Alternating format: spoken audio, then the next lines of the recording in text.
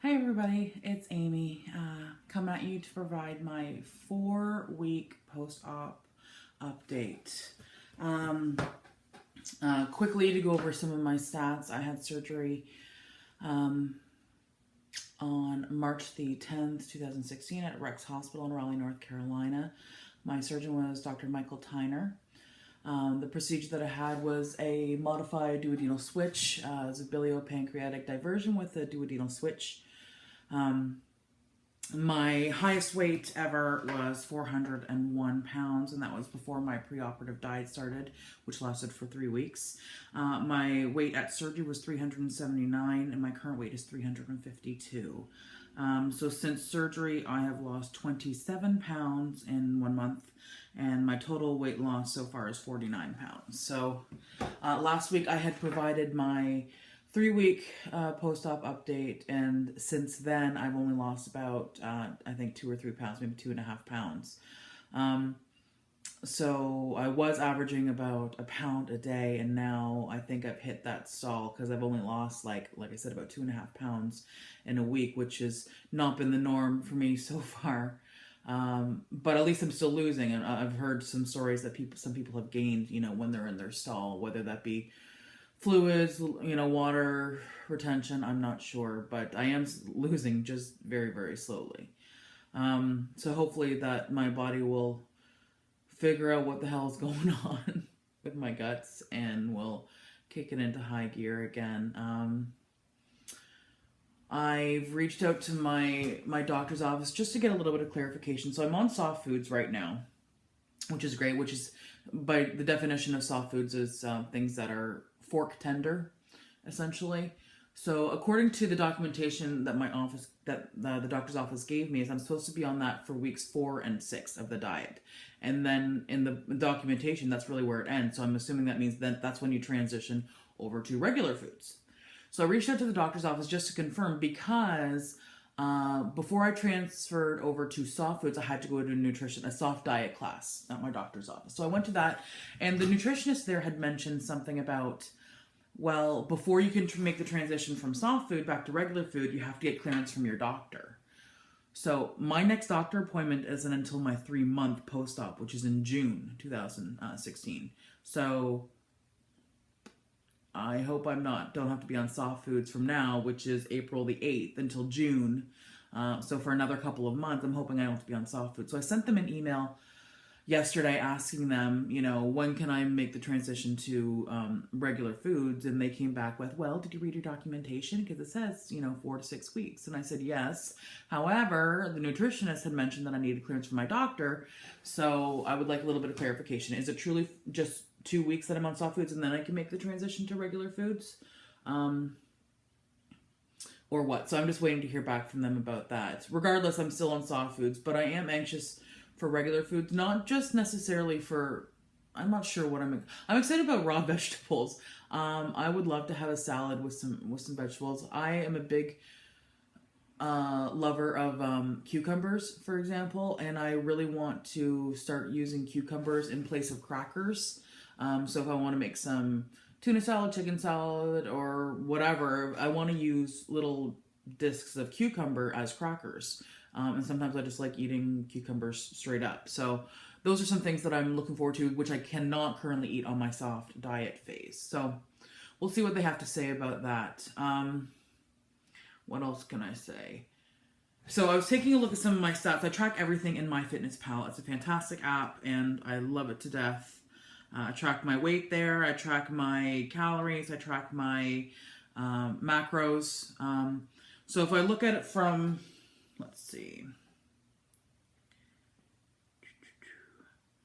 If I look at it from, I guess I can only do a week's view. Okay, so if I look at the last 7 days for a daily average, my protein is averaging about 85 grams per day, which is good. My goal is between 80 to 100. My carb goal is 31. grams per day. Fiber is 6 per day. Sugar is 7 per day. And fat is 22 per day. So I don't really know if those goals, or not necessarily goals, but if these macros are good. I would think they're good.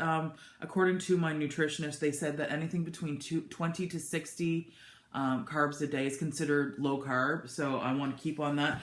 The only real goal, she told me, you know, don't focus so much on a calorie goal or a carb goal or a maximum per day. Instead, focus on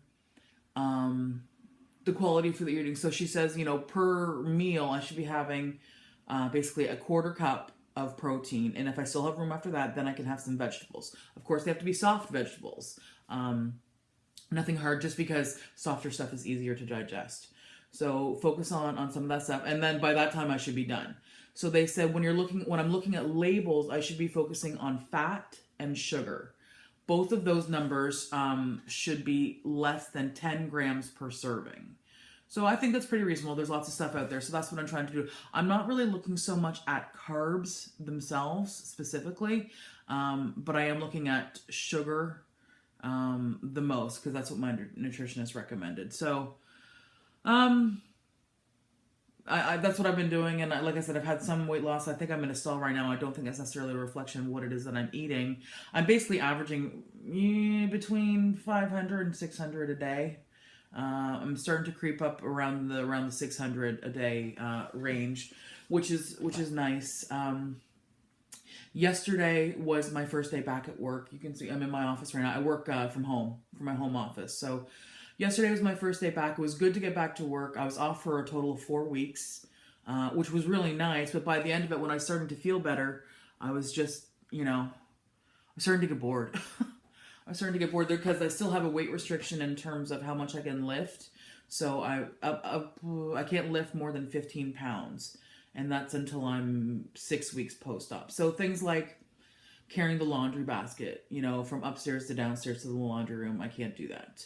Well, I have been doing that, but I've been like dragging it down there. But my husband has to like take it back up there. So there's a lot of things, like he doesn't want me mowing the yard because he says that's just putting too much strain on it. So I wasn't able to do a whole heck of a lot. So what I was doing was like going out, and I was doing some reading and, you know, going out and walking when I could. But it was good to get back to work. But I noticed that yesterday I didn't have a whole lot of energy. I ended up having to punk out of work like an hour early because I just didn't have any energy. I was just exhausted.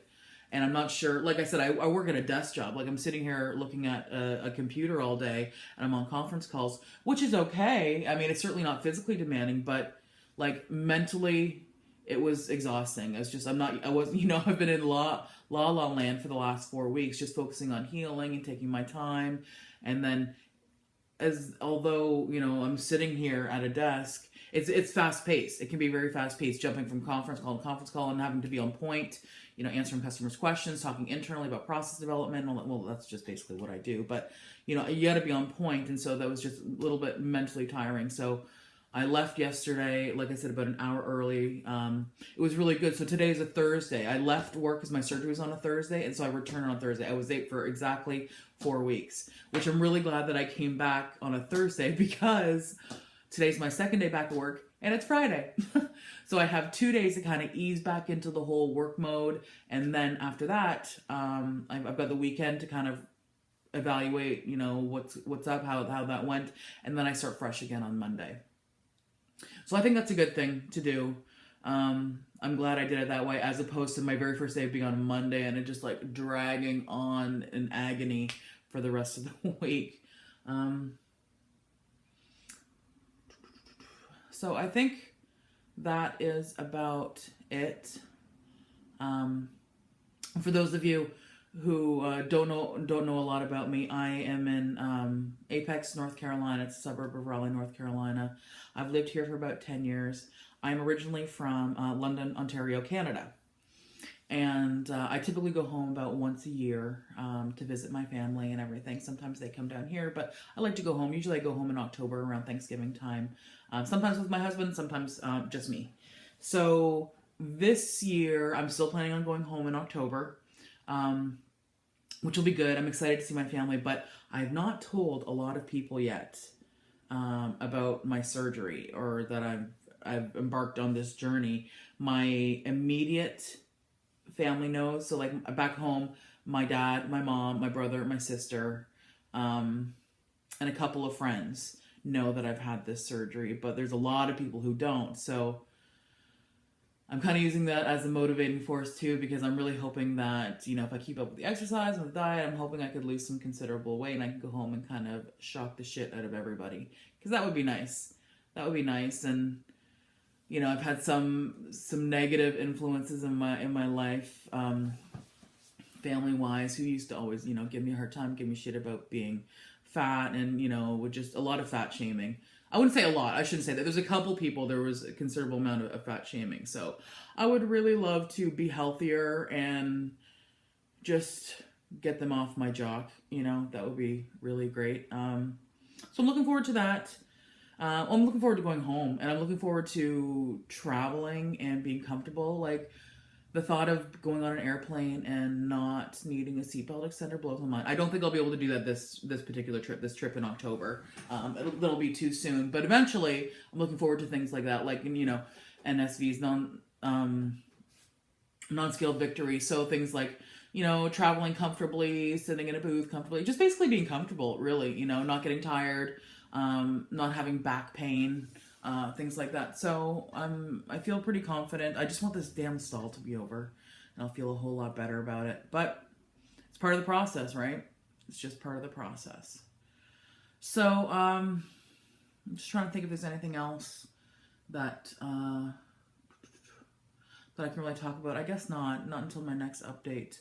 I didn't have a whole lot really to update today, other than I've only lost a couple of pounds and now I'm back to work. So it's springtime here and the weather's getting nicer, and so I'm hoping to do some yard work and stuff like that. But there's, like I said, there's only so much I can do because I have this weight restriction. So if I figure if I can just get out and get moving, that's probably a good thing.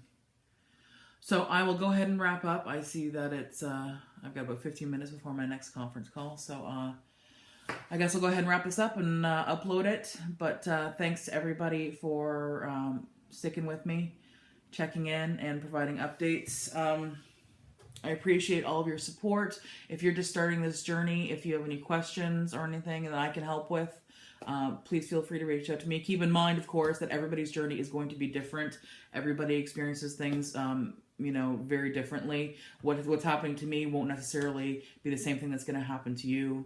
But if there's anything that I can do to help, I'm all for it. If you also have a video, a channel, please let me know if I don't currently subscribe, because I would love to follow you as well. All right, well, I guess that's about it. And I guess I will catch up with you guys on my next update. Take care. Bye.